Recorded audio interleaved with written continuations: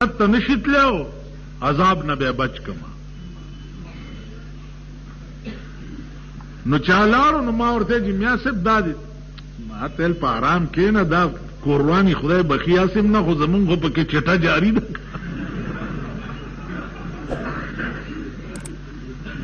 تاسو خیال راغی دي اوس مونږ کې د بعضې ملیانې په قبرونو راپاسې ځای بس قات شته او نشته او ګوړه شته او نشته او صابون شته کښېنه خوله دې ټپه شه چې ټپه دې شي.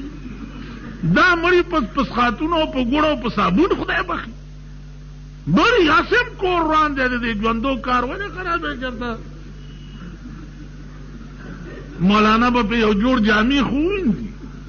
تاسو خیال راغی اوس د جل دی صابون شته او نشته او ګوړه شته او نشته. بله شپه زمونږ علاقه کې مړی شو نو ټوکرۍ ډکې وې د الواګان او لاندې منځ کې الوا ده او بیا او صاحب دا په پیټو صابونونه دي. نه ته مې ویل چې هلکه داس چل دی چې دا مړی لږ داسې معتبر مړی دی نو غریبان ولا نه دي راغلي. خدای دې غر کا بوډای کور ته وی چې په دې روټو څوک مالي نه هغه لیونی چې روان دی ما یو 50 روټۍ ور وتړه بس هغه ته اواز کو هغه د نر بچیم ولا صادر غړولو یو 80 روټۍ ولا پکې مالوړه وای ویل خدای خو دې په جنتونو کې ایله دې موړ کړ. په دې خبرو مونږ بخلی کی واده در کې راغی دا کټه سری او غټ سری مرا غواړي دا کاډونه ماډونه او تما کره راځه او ګډېږه او زه تا کره درځه او نکریزي دي او زمزم دی نه ښځو مزو لکه چېرته کوئ هغې نه خلاصېدی نه شئ. تاسو کې چې ښځه د شیخ ښځه یي که نه شیخ د ګیرې والا ښځه چې هغه ورته وایي چې ښځې تمبل ممبل مه غږوه ګناه ده او ځه جومات کې کښېنه ګیره دې خوځوه دا زما یو زوی دی لږ ارمان به پرې نه وباسم زړه په ګډېدو شي. نو که هغه زړه درنه تښتېده نو هغې له یو دیګ دوه پخې کا نو اوس ملا طبعي توروږی خدای که نه چې اوقاف وزیرم راشي هغه ورځ ښار کې یو جومات ته تللی نو ملا ورته ویل چې وای منسټر صاحب وایي حاجي صاحب دا ځمکه ستا د خپو قابله نه وه او ځمکه جومات و قسم په خدای قدر ته وایي دا ځمکه ستا د خپو قابله نه وه چې تا پې قدمونه کېښود هلته چل څه 2 لکه روپۍ ورکړې وې. نو دا د سود زکات چې دی دا یې رایست دی زمونږ خصي کولو دپاره چې د چا ښځه او لور بربنډه بار ګرځي د هغه نه لوی دله چېرته وي. مبارک هم شه دې کارخانو له به هم دا چوبرې راتلل شروع شي ښې تماشې به کوئ که خیري داسې اوس خو خړ پړیئ بیا به غوړ غوړ شئ دا بوډاګان هم ورولئ بیا داسې ځکه دا انډسټریل ایریا به شي که نه دا چوبرې به هم ورته راځي بیا دلته به ډېره لوی آبادي وشي که خیر. اوس زما متعلق یو غلطه خبره څوک واوري زما ملګري دي ډېر محترم په جذبه کې راغلي نه د بجلیګر ملا ژوند د اوښانو کاروان دی. څه شی دی ټول وایي د بجلیګر ملا ژوند د اوښانو کاروان دی. د اوښانو کاروان چې په کوم کلي ورشي سپي ورپسې شي که غپا غپا غپا غپا غپا غپا سپي غاپي خو د اوښانو په هغه جولان کې د سپو غپا فرق نشي راوستی. 3 کاله د پاکستان حکومتونو د سپو په شان بجلیګر ملا پسې وغپل د سپو په شان 6 ځله یې جیل ته واچولم او ومې وی تر نواز شریفه پورې چې والله که دې ومنم چې 7 ځایه مې حلال کړي والله که دې ومنم ستا خدای دا خویه مخ ورک دا هره ورځ دی چې پرې اګمال مګړی دا خوی مخې صدر صاحب ته وګوره او ده ته رګمالونه شاټ والله که دې ومنم په هغه ورځ به دې منم چې په کومه ورځ د لارډ میکالې جوړ کړی قانون لندن ته ولېږې او د پیغمبر قانون جوړ کړی په د پاکستان په عدالتونو کې کېږي. هغه ورځ چا راته ویې مونږ یو ملا دی د ډم جنازه یې کړې ده. مال راشه چې درته وښیم ما د دومره ډمانو جنازې کړي دي چې په شمار کې نه راځي. ویل تا هم کړي دي؟ مال قسم په خدای چې کړي. ما د ډم جنازې ما کړي، د ډمو جنازې ما کړي، د آرامیانو جنازې ما کړي. ما اوس څه چل کې په حرام کې نه مالي. ډم غریبه سے بدنام دی، ډم خزبرګ دی، اخیټه د پاره ډم توپ کوي. اصلي ډمان خدا شوقي ډمان. دا یو سړی خبره ده، یو سړی او ډم توتو نامه و، ډم توتو. که نور څه یادوي که نه دا یاد کړئ، ډم توتو. هغه ډم توتو به ډولکي ته ګډېده، چېرته د سیند نه هغه غاړه یې د ډولکي اواز اورېدلی. نو څه لامبو یې شروع کړې ده اوس چې د سیند منځ ته تللی دی، نو دې غاړه د بل ډولکي اواز شروع شو. نو کله هغه طرف ته مستار شروع شي نو دې بیا خوا دغه شي، چې دې خوا مستار شروع شي بیا دې خوا چې اوس کم یو ته لاړ شم. نتیجه دا چې ستړی شو، په دا منځ کې غرق شو، بیړی تباه شو. مونږ ډم توتو ډلې مونږ تر هغې پورې ښیو چې څه پېښ نه وي. وایي ورون افس ته یو سړی راغی چې راشه زمونږ کور کې ختم دی. هغه ورته ویل سم پخ کړي دي. ویل کیر. ویل کیر څنګه شی دی؟ وی جی کیر سپین غوندې شی. هغه وی سپین څنګه وي؟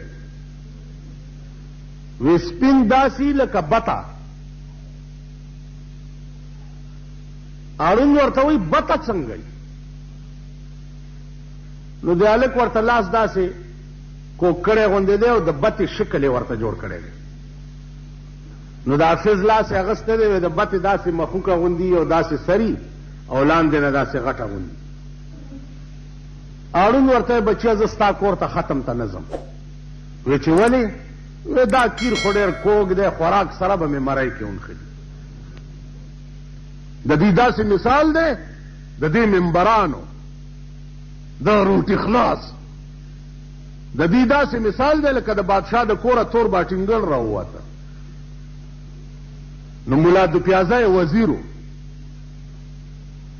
چې وزیرو نو بادشاه ویلې مولا دو پیازه ته چې مولا دو پیازه صاحب دا تور باټینګن خو ډېر ښه شی دی. هغه ویل او صاحب قربان دی، دا دومره ښه شی دی چې تور باټینګن د سبزیانو بادشاه دی او تاج یې په سر دی. تور باټینګن پاس لکۍ غوندې نه وی صاحب تم بادشاه تاج دی په سر دی او دام د ټولو سبزیانو بادشاه دی، تاج یې په سر. بادشاہ ٹھیک. ویل سبا بیا پاخه کوي. چې سبا بیا تور باټینګن راووته، بادشاہ ته کې خو خوند به نه ورکړي. ویل مولا دو پیازه صاحب؟ وی چې ها صاحب.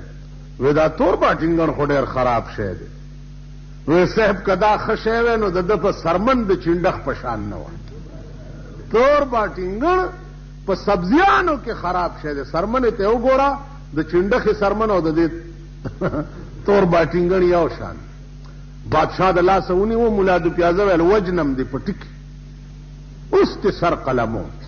پرون دې ویل چې د سبزیانو بادشاہ دی، تاج یې په سر دی، او نن دې تی چینډخ جوړ. هغه ویل بادشاہ قبله عالم د سرمن غواړم، زمونږ تور باټینګن سره څه کار دی چې ښه دی که خراب دی؟ مونږ خو بادشاہ خوشحاله وو چې کوم شي ته ښه ووایي مونږ تاج هم ور په سر کړو، چې کوم ته خراب ووایي مونږ چینډخ. آخر ستا دا دومره مهربانۍ به ازمو په څه چې ستا هر خبر سره مونږ لبیک نه وایو. تاسو خو د ګډیرونه یې هر چا پسې بے نارې وهي. خیال امراغه جی اوس که سبا ټول په کابلۍ کې ګرځئ نو هم دلته آواز وکړئ چې بالکل. حالانکه تاسو کابلۍ کې وګورئ یو د ارباب او د خان زوی نه، د سرمایهدار زوی یو نه، ټول دا د خدای سپیره او للو پنجو دا پکې.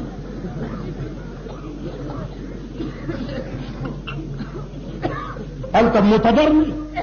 اوس بېله خبره ده چې معتبرو پسې مونږه کوټه کې راغستې دي او صاحب نه رانه په هدیره خلاصېږي او نه رانه په جومات خلاصېږي او د عمل کوم پې راتنګ کړی دی.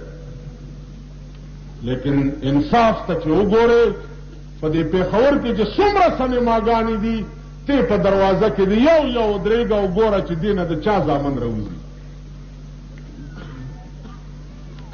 دې نه د نهرو زامن راوځي او که دې نه د مړو زامن راوځي.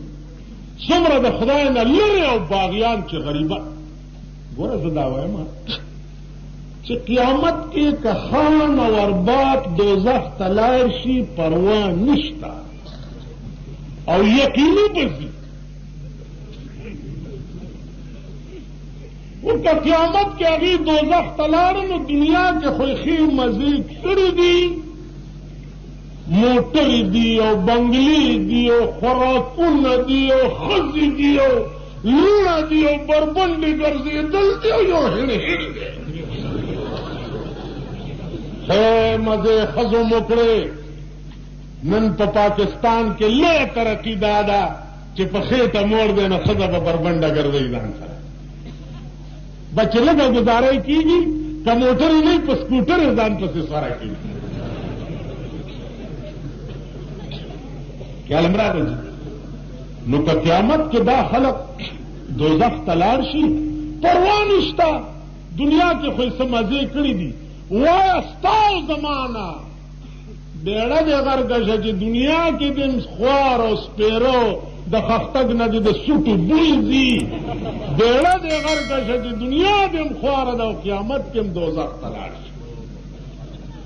او بدبخت قوم، کمبخت قوم، هغه پیسې چې تا د ټیکهدار لاندې مزدوري کړي په سړک د باجره اچولي، هغه پیسې د ستا په مور نه خرچ کېږي، ستا په اولاد دې نه خرچ کېږي، هغه پیسې د ستا په کور بال بچ نه خرچ کېږي، هغه پیسې د ستا په جوارۍ یا د کابلۍ په سینما ولې خرچ شي بدبخت بچیا. نو تاسو په ایمان ووایئ چې موږ دعا وکړو چې خدای دې قوم ته خیر کړي. دې قوم ته د خیر دعا پکار ده. وایه په داسې سرونو څه داسې قوم شرمي که ژوندي وي نو په دوی څه لپنګانه تا سره جګړې راشي چې نومونه راته نه کوي چې نومونه راته زمونږ د کلي غټ پښتون دغې له چلم نه کوي نو بیا لا ورته ونیسي ده یعنې ادمې سره بړوا څومره د خنزیر بچې یعنې د ټاک بېغیرت چې هغه ډمې سره بړوایي هغې لم په چلم ونیسي. لوی پښتون پښتانه زه خو چې په دکان کې ناست یم او کله جنګ تېرېږي که نه تاسو په ټرک سوارئ یا په لارۍ سوارئ هلاکو هلاک دا ملګرو ته هم پښتانه لاړه پښتانه لاړه یا زما د دکان مخې ته چې تېرېږئ څه وخت کې تاسو ګلونه ګنټې ونټې دلته اچولي ټوپک هم در سره یي یا تماچکوړی هم در سره یي که نه هلته مخکې تېرېږئ نو زه خو هم ګورم نو ملګرو ته هم چې پښتانه لاړه پښتانه لاړه. مونږ سره یو بزرګ دی مونځونه ډېر کوي هغه ته چې څوک وایي ګیره پرېږده وایي ګیرو والا درته وښیم چې هغې داسې داسې کوي. هلکه په ارام کښېنه مالې ګیر خرېري ټول خراب دي نو که یو ګیري والا خراب شو نو څه چلو شو ګیرو والاو کیم هغه د کر خوشته چې الله دې امان راکړي ګیرو والا د کر خوشته د کر خو تا چا ویلي دي چې ګیره پریخي هغه زبرګي او ولي وي ګیره به پریخي او پوخ شیطان به ګیره به پریخي او پروردګار دې ورته د چرګو مرض راوړي لعنت به دې د ځمکې د پاسه